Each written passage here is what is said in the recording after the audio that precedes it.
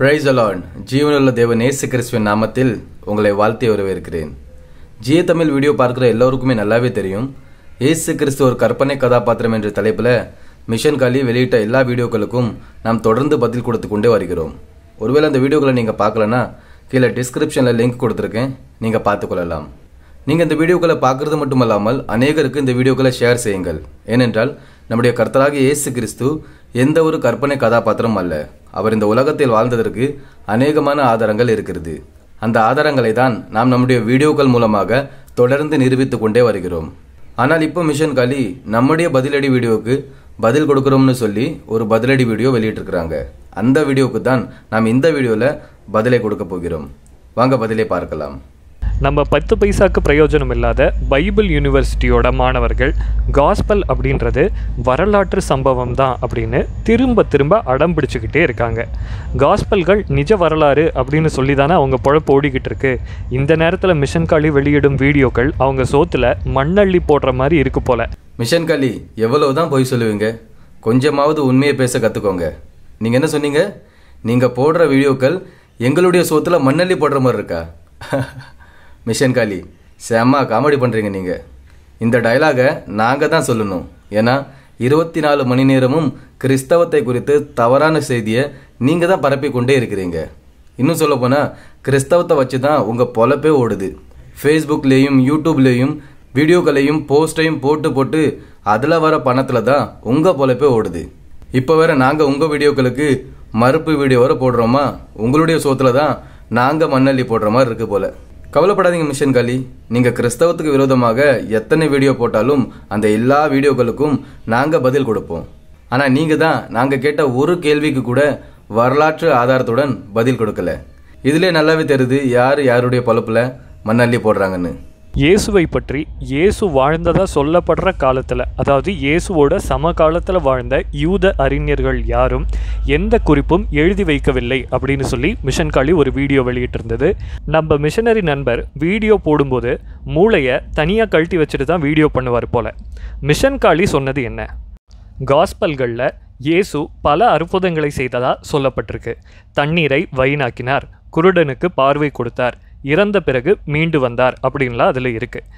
இது மாதிரியான அற்புதங்கள் உலகத்தில் இதுக்கு முன்னாடி யாராலையும் நிகழ்த்தப்படவில்லை அப்படின்னு கிறிஸ்தவ மிஷனரிகள் சொல்கிறீங்க. காஸ்பல்கள் சொல்லும் இந்த அற்புதங்கள் உண்மையாக இருந்தால் இயேசுவின் காலத்தில் வாழ்ந்த ஒரு யூதர் கூடவா இது பற்றி எழுதியிருக்க மாட்டாங்க? இதுதான் மிஷன் காலியோட கேள்வி. ஆனால் இந்த மிஷனரி நண்பர் என்ன சொல்கிறார் தெரியுமா? மிஷன் காலியோட இந்த கேள்வியே தப்பு அப்படிங்கிறார். நம்ம மிஷனரி நண்பர் படித்த பைபிள் யூனிவர்சிட்டியில் மிஷன் காலியோட கேள்விக்கெல்லாம் பதில் சொல்லி கொடுக்கறதில்ல போல இருக்குது. அதனால எதுக்கு வம்பு, கேள்வியே தப்புன்னு சொல்லி தப்பிச்சிடலாம் அப்படின்னு நினச்சிக்கிட்டாங்க. மிஷன் காலி என்ன சொன்னாங்க? இயேசு கிறிஸ்துவின் சமகாலத்தில் வாழ்ந்த யூத கிரேக்க அறிஞர்கள் இயேசு கிறிஸ்துவை குறித்து எழுதவில்லை என்று ஒரு கேள்வி எழுப்பியிருந்தாங்க. ஆனால் அவர்கள் குறிப்பிட்டிருந்த 8 அறிஞர்களில் 6 அறிஞர்கள் இயேசு கிறிஸ்துவின் சமகாலத்தில் வாழவில்லை என்று ஆதாரத்துடன் நிரூபித்திருந்தோம். அந்த வீடியோட லிங்க் கூட நான் டிஸ்கிரிப்ஷனில் கொடுத்துருக்கேன், நீங்கள் பார்த்துக்கொள்ளலாம். மிஷன் காலி என்ன சொன்னாங்க? நம்ம வீடியோ செய்யும் பொழுது மூளையை கழுத்தி வச்சுட்டு தான் வீடியோ பண்ணுவோமா? ஆனால் மிஷன் காலி மூளையே இல்லாமல் தான் இதுவரை வீடியோக்களை வெளியிட்டு கொண்டே வராங்க. அதை நம்முடைய வீடியோக்களில் நாம் தெளிவாக நிரூபித்து காண்பித்திருந்தோம். ஆனால் மிஷன் காலி இப்போ என்ன சொல்கிறாங்க? காஸ்பல்களில் இயேசு பல அற்புதங்கள் செய்ததாக சொல்லப்பட்டிருக்கிறது.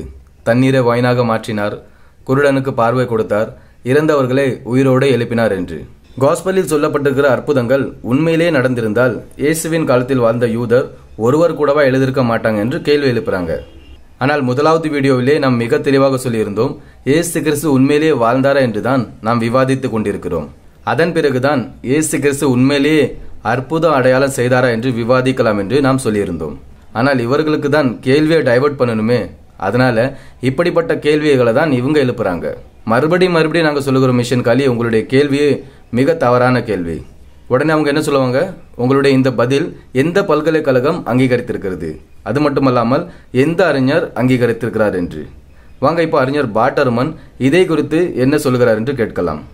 Moreover, it is an error to argue, as is sometimes done by one mythicist or another, that anyone as spectacular as Jesus allegedly was, who did so many miracles and fantastic deeds, would certainly have been discussed, or at least mentioned in pagan sources, if he really did exist. Surely anyone who could heal the sick, cast out demons, walk on water, feed the multitudes with only a few loaves, and raise the dead would be talked about. The reason this line of reasoning is in error is that we are not asking whether Jesus really did miracles, and if so, why they and he are not mentioned by pagan sources. We're asking whether Jesus of Nazareth actually existed. Only after establishing that he did exist can we go on to ask if he did miracles. If we decide that he did, only then can we revisit the question of why no one in that case mentions him. Mission காலி இப்போமாவது புரியுதா? ஒருவேளை உங்களுக்கு ஆங்கிலம் புரியலன்னா நான் உங்களுக்கு தமிழ்லே சொல்கிறேன் பாட் எர்மன் என்ன சொன்னார் என்று. அதாவது பாட் எர்மன் என்ன சொல்லுகிறார், இயேசு கிறிஸ்து ஒரு கற்பனை கதாபாத்திரம் என்று சொல்லுகிற மெத்திசிஸ்ட் வாதத்திற்காக அடிக்கடி பயன்படுத்துகிற பகுதி என்னவென்றால், இயேசு கிறிஸ்து அநேக அற்புத அடையாளங்களை செய்திருக்கிறார், கடல் மீது நடந்தார், மரித்தோரை உயிரோடு எழுப்பியிருக்கிறார் என்று. ஆனால் பாட் எர்மன் என்ன சொல்லுகிறார், இங்கு இயேசு கிறிஸ்து உண்மையிலே அற்புத அடையாளங்கள் செய்தாரா என்று கேட்கவில்லை. இங்கு இயேசு கிறிஸ்து உண்மையிலே வாழ்ந்தாரா இல்லையா என்றுதான் கேட்டுக்கொண்டிருக்கிறோம். இயேசு கிறிஸ்து உண்மையிலே வாழ்ந்தார் என்று ஏற்றுக்கொண்ட பிறகுதான் அவர் உண்மையிலேயே அற்புத அடையாளங்கள் செய்தாரா இல்லையா என்று பேசலாம் என்று பாட் எர்மன் சொல்லுகிறார். மிஷன் காலி இப்பமாவது புரியுதா? உங்களுடைய கேள்வியே மிக மிக தவறான கேள்வி. என்ன மிஷனரி தம்பி இப்படி வசமாக சிக்கிட்டீங்களே? அறிஞர் பார்ட் எர்மானை பற்றி அறகுறையாக சொல்லிட்டு தப்பிச்சுக்கலான்னு பார்க்குறீங்களா? இதோ அவரை பற்றின முழுமையான தகவலை நாங்கள் சொல்கிறோம். பார்ட் எர்மான் 30 நூல்களை எழுதியிருக்கிறார். அந்த நூல்களோட சில பெயர்களை மட்டும் நம்ம பார்ப்போம். Misquoting Jesus, how Jesus become God, Jesus interrupted, forged. Missionary தம்பி இந்த புத்தகங்களோட பேரெல்லாம் பார்த்தீங்களா? இந்த புத்தகங்களோட பெயரே கிறிஸ்தவ மதம் எந்த அளவுக்கு நம்பகத்தன்மை வாய்ந்தது அப்படின்னு பார்ட் எர்மான் கருதுகிறார் அப்படின்றது நமக்கு தெளிவாக புரியுது. மிஷன் காலி அவங்கள போலவே எல்லாரும் முட்டாளுன்னு நினைச்சிட்டாங்க போல. மிஷன் காலி பார்ட் எர்மன் எத்தனை புத்தகங்களை எழுதியிருக்கிறார், அவர் கிறிஸ்தவத்தை குறித்து என்னென்ன கேள்விகள் எழுப்பியிருக்கிறார் என்று தெரியாமலேயா நாங்கள் அவரை கோட் பண்ணுவோம்? பார்ட் எர்மன் எத்தனை புத்தகங்கள் எழுதியிருக்கிறார் என்று சொன்ன மிஷன் காலி பார்ட் எர்மனுடைய ஒரு புத்தகத்தை ஏன் சொல்லலை? மிஷன் காலி பார்ட் எர்மன் டிட் ஜீசஸ் எக்ஸிஸ்ட் என்கிற ஒரு புத்தகத்தை கூட எழுதியிருக்கிறார். அந்த புத்தகத்தில் இயேசு கிறிஸ்து ஒரு கற்பனை கதாபாத்திரம் இல்லை, அவர் உண்மையிலேயே வாழ்ந்தார் என்றும் கூட அவர் நிரூபித்து காண்பித்திருக்கிறார். வாங்க பார்ட் எர்மனே இயேசு கிறிஸ்துவை குறித்து என்ன சொல்கிறார் என்று கேட்கலாம். I mean, that's why I wrote the book. Well, I mean, okay, yeah. I mean, I have a whole book on it. I mean, so there is a lot of evidence. I mean, there is so much evidence that it is not. I mean, I know in the crowds you all run around with, it's commonly thought that Jesus did not exist. Let me tell you, once you get outside of your conclave, there's nobody who. I mean, this is not even an issue for scholars of antiquity. It is not an issue for scholars. There is no scholar in any college or university in the Western world who teaches classics, ancient history, New Testament, early Christianity, any related field who doubts that Jesus existed. Now, that is not evidence. That is not evidence. Just because everybody thinks so doesn't make it evidence. The reason for thinking Jesus existed is because he is abundantly attested in early sources. That's why. And I give the details in my book. Early and independent sources indicate that certainly that Jesus existed. One author that we know about knew Jesus' brother and knew Jesus' closest disciple, Peter. He's an eyewitness to both Jesus' closest disciple and his brother.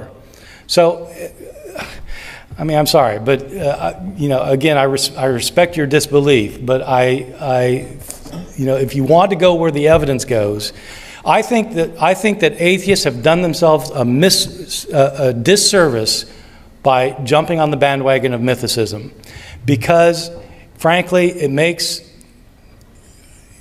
makes you look foolish to the outside world. If that's what you're going to believe, you just look foolish. You are much better off going with historical evidence and arguing historically rather than coming up with the theory that Jesus didn't exist. Bart Ehrman மிக தெளிவாக சொல்லுகிறார், இயேசு கிறிஸ்து உண்மையிலே வாழ்ந்தார் என்று. Mission காலி நல்லா மாட்டிக்கிட்டீங்களா? உங்களுடைய நிலைமை எப்படி தெரியுமா இருக்குது? இந்த கதவு இடையில கை மாட்டினா எப்படி இருக்கும், அந்த நிலைமை தான் உங்கள் நிலைமை. உங்களுக்கு வேற வழியே இல்லை மிஷன் காலி, நல்லா வசமாக சிக்கிட்டீங்க. அதனால இயேசு கிறிஸ்து உண்மையிலே வாழ்ந்தார் என்று நீங்கள் ஏற்றுக்கொண்டுதான் ஆக வேண்டும். ஒருவேளை நீங்கள் ஏற்றுக்கொள்றீங்கன்னா உங்களுடைய யூடியூப் சேனலில் இயேசு கிறிஸ்து உண்மையிலே வாழ்ந்தார் என்று ஒரு வீடியோ வெளியிடுங்க. அதன் பிறகு நாம் தொடர்ந்து காஸ்பலை குறித்தும் மற்றும் மற்ற பாட் எர்மனுடைய புத்தகத்தை குறித்தும் நாம் விவாதிக்கலாம். மிஷன் காலி, நீங்கள் இந்த எல்லா கேள்விகளும் சீதாராம் கோயில் புத்தகத்திலிருந்து கேட்குறீங்கன்னு எங்களுக்கு நல்லாவே தெரியும். உங்களுடைய எல்லா கேள்விகளுக்கும் எங்களிடம் பதில் உள்ளது. நீங்கள் இயேசு கிறிஸ்துவை குறித்து கிறிஸ்தவத்தை குறித்து எத்தனை வீடியோக்கள் போட்டாலும் எல்லா வீடியோக்களுக்கும் எங்களிடம் பதில் இருக்கிறது. அதே போல நாங்கள் கேட்குற கேள்விகளுக்கும் நீங்கள் பதில் கொடுங்கள். பார்ட் எர்மான் அவர்களோட மிஷன் காலியின் ஆலோசகரும் பைபிள் ஆராய்ச்சியாளருமான தேவப்பிரியா சமூக வலைதளம் மூலமாக ஏற்கனவே உரையாடி இருக்கிறார். அதில் பார்ட் எர்மான் அவர்கள் மார்க் சுவிசேஷம் மற்றும் ஜான் சுவிசேஷம் இரண்டுமே நம்பகத்தன்மை அற்றவை அப்படின்றத தேவப்பிரியா அவர்கள்கிட்ட உறுதிப்படுத்தியிருக்கார். இந்த விவகாரம் சம்பந்தமாக தேவப்பிரியா அவர்கள்கிட்ட நாங்கள் நேரடியாகவே பேசினோம். வணக்கம் சார். வணக்கம். இப்போ இந்த கிறிஸ்துவ மிஷனரிகள் என்ன சொல்றாங்க அப்படின்னு சொன்னா, நாங்க கொடுத்த விளக்கத்துக்கெல்லாம் பார்ட் எர்மான் தான் ஆதாரம் அப்படின்னு சொல்லி பார்ட் எர்மானை இழுக்கிறாங்க. இந்த பார்ட் எர்மான் பத்தி உங்க கருத்து என்ன? அவர் எப்படி சுவிசேஷங்களை படிக்க வேண்டும், ஒரு சுவிசேஷத்தில் உள்ளதை மற்றொரு சுவிசேஷத்திலோடு எப்படி தொடர்புபடுத்தி பார்க்க வேண்டும் என்று எழுதிய போது நான் அவரிடம் கேள்வி கேட்டேன். மார்க் சுவிசேஷத்தில் இயேசு கலிலேயாவில் மட்டுமே பணியாற்றினார் என்று உள்ளது. ஆனால் யோவான் சுவிசேஷம் 2 ஆண்டுகளுக்கு மேலாக எடுத்துக்கொண்டு சென்று அதில் கடைசி 8 மாதங்கள் ஜெருசலேமில் என்று சொல்கிறது. அதாவது மார்க் சிலவற்றை விட்டிருந்தால் கூட கடைசி 8 மாதங்கள் முழுக்க ஜெருசலேமில் என்பதும் இவரது முழுக்க என்று யோவானும் இவரது முழுவதும் கலிலேயோ எனும் பொழுது பொருந்தவில்லையே. மார்க் ஒருவேளை ரோம் ஆட்சிக்கு நேரடியாக கீழே இருந்த யுதேயாவில் இப்ப இயேசு இயங்கினார் என்பதை மறைக்க அப்படி மாற்றி எழுதியிருப்பாரா என கேள்வி கேட்டேன். அதற்கு பதிலாக பார்ட் எர்மான் சொல்லது இருக்கலாம், மார்க் உண்மை அவர் ரோமின் ஆட்சிக்கு நேரான கீழ்ப்பகுதியில் இயேசு பணியாற்றவில்லை என்பதற்காக மாற்றி இருக்கலாம். மிஷன் காலியும் தேவப்பிரியாவும் இங்க என்ன வாதம் நடக்குதுன்னு மறந்துட்டாங்க போல. நாம் இயேசு கிறிஸ்து உண்மையிலே வாழ்ந்தாரா இல்லையா என்றுதான் விவாதித்துக் கொண்டிருக்கிறோம். ஆனால் மிஷன் காலியினுடைய ஆலோசகரான தேவப்பிரியா பார்ட் எர்மனோட உரையாடல் நடத்திருக்கிறாராமா. என்ன உரையாடல் நடத்திருக்கிறார்? மார்க்கு சுவிசேஷமும் யோவான் சுவிசேஷமும் நம்பகத்தன்மை அற்றதா இல்லையா என்று. மிஷன் காலிக்கும் தேவப்பிரியாவுக்கும் உண்மையிலேயே தமிழ் புரியுதா இல்லையா என்று எங்களுக்கு கேள்வி எழும்புது. தேவப்பிரியா சார், நீங்க பார்ட் எர்மன் கிட்ட இயேசு கிறிஸ்து உண்மையிலேயே வாழ்ந்தாரா இல்லையா என்று கேள்வி கேட்டிருக்கணும். அதை விட்டுட்டு மார்க்கு யோவான் சுவிசேஷத்திற்கு இடையே உள்ள வித்தியாசத்தை எதுக்கு கேட்டீங்கன்னு தான் எங்களுக்கு புரியல. ஆனால் பார்ட் எர்மன் இதுக்கு என்ன பதில் கொடுத்தார்? இருக்கலாம் என்று தான். பார்ட் எர்மனும் சந்தேகத்தோடு தான் பதில் கொடுத்திருக்கிறார். ஒருவேளை நீங்க பார்ட் எர்மனிடம் இயேசு கிறிஸ்து உண்மையிலே வாழ்ந்தாரா இல்லையா என்று கேள்வி கேட்டிருந்தால் அவர் மிக தெளிவாக சொல்லியிருப்பார், இயேசு கிறிஸ்து உண்மையிலேயே வாழ்ந்தார் என்று. ஆனால் அடுத்த முறை பார்ட் எர்மனோடு உரையாடல் நடத்தினீங்கன்னா அவர்கிட்ட கேளுங்க, இயேசு கிறிஸ்து வாழ்ந்தாரா இல்லையா என்று. போன வீடியோவில் நம் காலியை குறித்து வரலாற்று ஆதாரத்தை மிஷன் காலியிடம் கேட்டிருந்தோம்.